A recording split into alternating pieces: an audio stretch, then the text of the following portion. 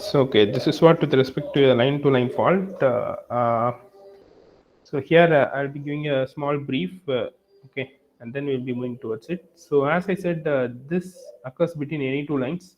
So here the fault occurs between B and C, and there occurs a fault impedance ZF. So in each and every fault, there will be always a fault impedance.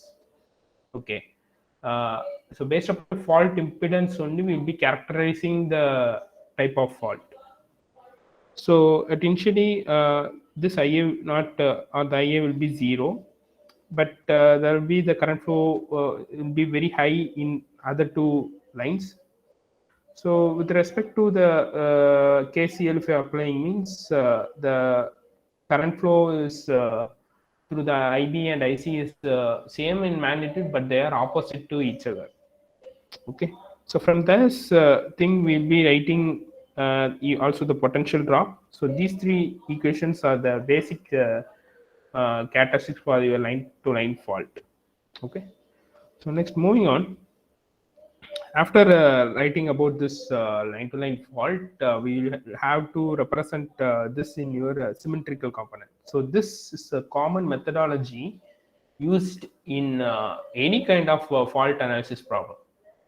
Okay, either if you are taking your line to ground or line to line or double line to fault, first you will be writing the characteristic equations for that particular fault, and after that you will be moving in towards the symmetrical components. Okay, so here the symmetrical components we are taking with respect to the fault current, and you will be writing the components, and based upon the characteristic equation what you're getting over here, you will be substituting the values. So here this IB and IC will be converted to IB minus IB, and this IA will be taken to be 0. So that's the step. And from this you will be defining your symmetrical component IA naught, and then followed by your uh, uh, IA not IA1 and IA2. Okay, and moving to the next thing, we'll be defining your voltage potential. Okay, in terms of your symmetrical component. So this is the third step. First is about a characteristic equation. Next is about the symmetrical component with respect to the current. Next is the symmetrical component with respect to your voltage. And over here, from the characteristic equation, we'll be substituting the value of the potential drop in the line VC, how it changed. Okay, so that will be representing, and after that, we will be solving this particular equation. So this 3 will be going towards this side, and you will be writing VA1 3 VA not VA1 and then VA2. Okay, so basically if you are considering VA1, it has all the three parameters of the A operator, and from this you will be writing the equation like this. And here this we have already seen about the symmetrical component operator A. So here this A minus A square is there, right? So this you have to uh, apply the values for this A operator. That is, for the A operator, the value is 1 at an angle of 120 degree. And for the A square operator, what happened is that the angle differs. The phase displacement angle differs to be around 240 degree. Okay. Here, uh, actually what they have done over here is that they have found out this VA1 from the previous matrix equation, and then they have found out this VA2 from the previous matrix equation, and they have subtracted these two equations. So you'll be getting like this format. And after this, they are representing this particular thing in terms of your complex variable. Okay, they are representing in terms of your complex variable. So if they are representing in such a format means so here actually j into root 3 will be coming out. So this how this j root 3 comes out also have given the lecture 1 of your symmetrical component. You can just refer through it. And after this, you can consider this to be around the 10th equation. Okay, so our ultimate aim of this these fault characteristics involves the determination of your fault current. Okay, So how to find the fault current is the main criteria for all the for what you can say for all the faults. Okay, here you can see we'll be again coming towards your symmetrical component of your current.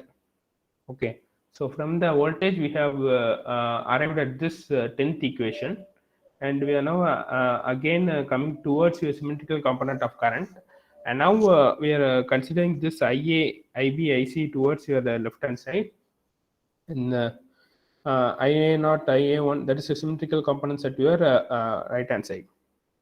So now you have to define this IB.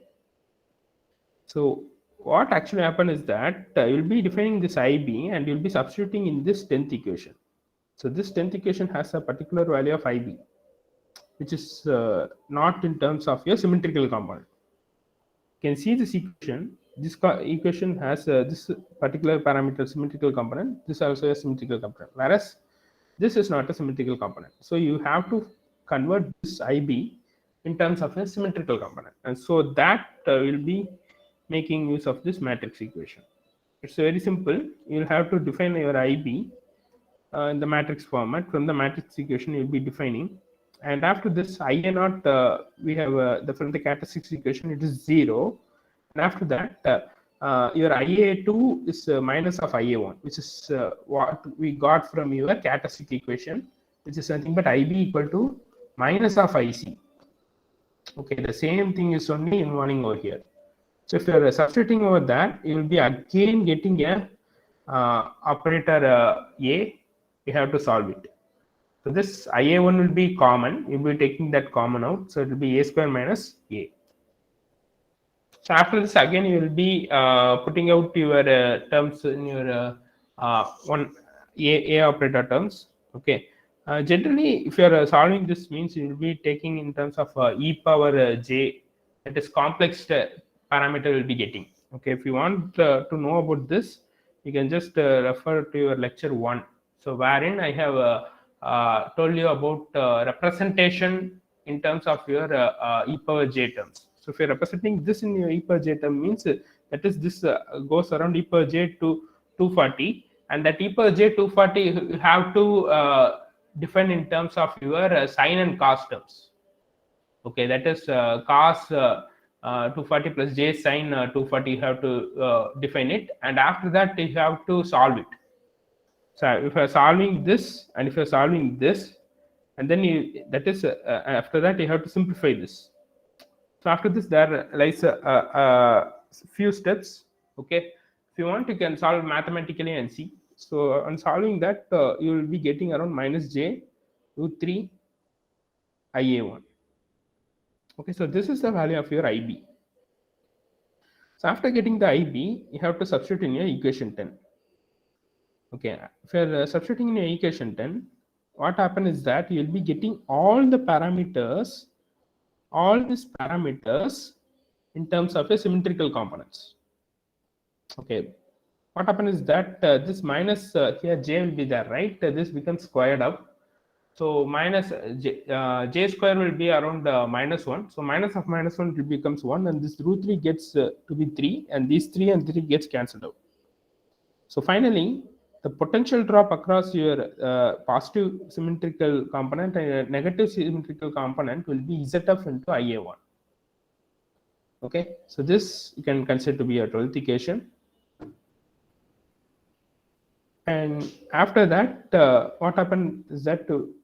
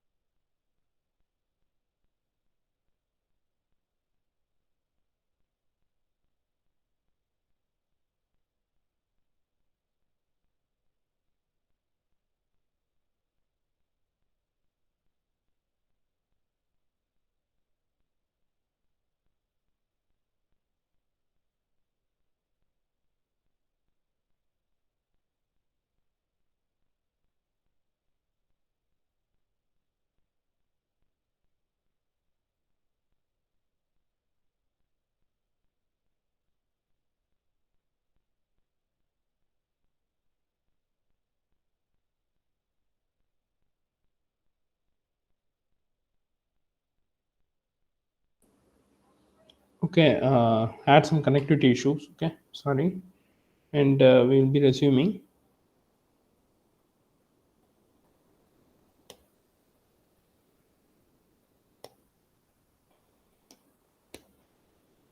Okay,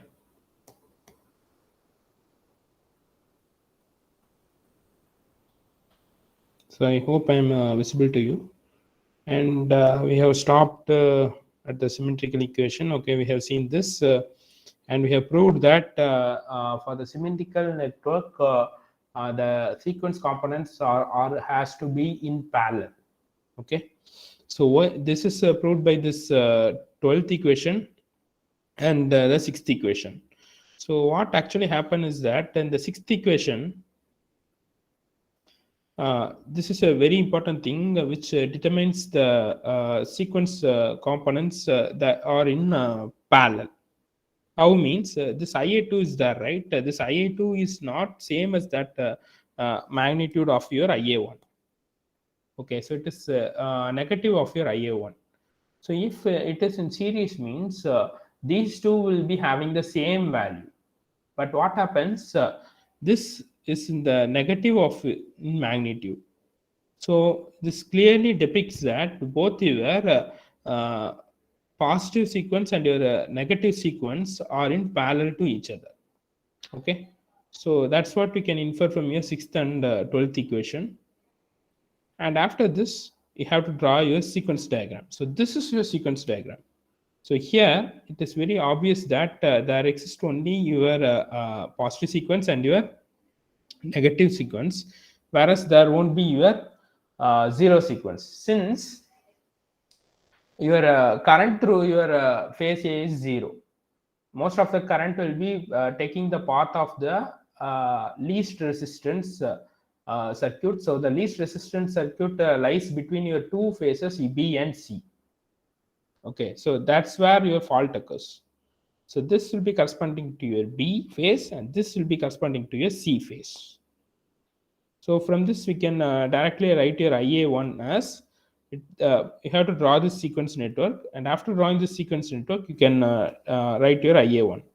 So from this, your IA1 can be written as EA, okay, EA by Z1 plus Z2 plus ZF. That is, it is nothing but the voltage drop produced, okay, which is basically nothing but a KVL. You're applying KVL to this sequence network. If you're applying KVL to the sequence network, you will be getting this equation. So that is, here's the potential rise, and the potential drop will be occurring at over this Z1 and then Z2, okay, and then your ZF. And the current flow through this particular loop will be equal to IA1. Okay, and now if you are substituting this, the value of your IB, okay, that is what you have already seen with respect to your IB, that is in this equation. So we have found a symmetrical component, and after that you have to define your IB, since the fault current is occurring at your B phase, B and C phase. Okay, so this IB is nothing but your fault current. This IB is nothing but your fault current. So IB is equal to, if you're applying over there means, in this equation, 11th equation, if you're applying means, we'll be getting around IB equal to minus J root 3 IA by Z1 plus Z2 plus ZF. Okay, so this is your final fault current. Okay, so this is what with respect to your line to line fault.